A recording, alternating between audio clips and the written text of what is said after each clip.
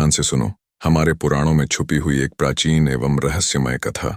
एक समय की बात है जब दुनिया में राक्षस और देवताओं के बीच युद्ध अपने चरम पर पहुंच चुका था।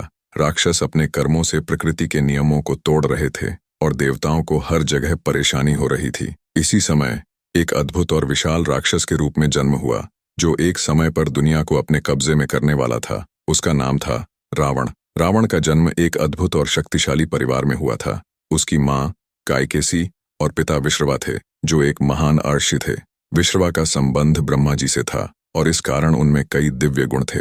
विश्रवा की पत्नी कायकेसी राक्षस कुल से थीं और उसकी खुद की शक्ति भी अपार थी। रावण का जन्म तब हुआ जब विश्रवा ने अपनी तपस्या के दौरान ब्रह्मा जी से वरदान लिया। उन्होंने ब्रह्मा जी से यह वरदान लिया था कि उनका एक पुत्र होगा जो इतना शक्तिशाली होगा कि वह पृथ्वी पर सबसे महान होगा। मगर इस वरदान के साथ एक श्राप भी जुड़ा था।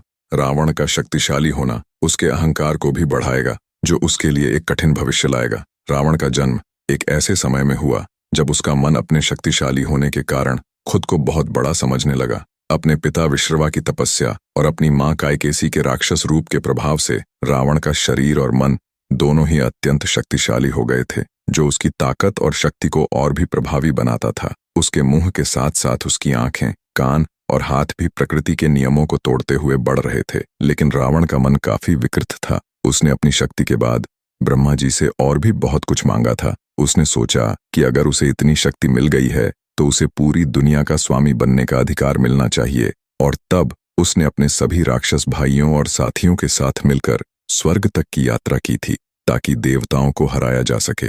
रावण ने अपने इस अहंकार के चक्कर में एक दिन ब्रह्मा जी से अपने शक्तिशाली होने के बारे में पूछा, लेकिन ब्रह्मा जी ने उसे यह कहा कि उसका अहंकार तब तक शुभ रहेगा जब तक वह अपने कर्मों को समझदारी और दयालु दिल से नहीं करेगा। और इसी प्रकार रावण ने देवताओं के खिलाफ अपनी राक्षसी युद्ध शुरू कर दिया। उसने महान ब्रह्मा को भी अपना श्रेष्ठ गुरु मानने की बजाय उनकी शिक्षाओं को अपने अहंकार से मिथ्या साबित कर दिया। उसकी यहाँ तक की यात्रा उसकी जिंदगी के किसी अनजाने मोड़ पर जाकर रुक गई जब भगवान राम ने उसे अपने आध्यात्मिक और धार्मिक मर्यादा के लिए अपने पुरुषार्थ से विजय प्राप्त की थी। रावण का यह शक्तिशाली जन्म उसका अहंकार और अपने राक्षस धर्म को लेकर एक ऐसा अंत लाया जो उसे कभी नहीं चाहिए था। जब भगवान राम ने अपने धनुष से उसका वध किया तो रावण का शक्तिशाली होने के बावजूद उसका जीवन एक काले प्रश्न के रूप में समाप्त हो गया। यह कहानी एक पुरानी और ज्ञान से भरी हुई कहानी है जो यह दिखाती है कि शक्ति और ज्ञान को हमेशा समझदारी और विनम्रता के साथ इस्तेमाल करना चाहिए। रावण का जन्म और उसका अंत यह सिखाता है कि अहंकार हमेशा इंसान के पतन का कारण बनता है, चाहे वह कितना भी शक्तिशाली क्यों न हो।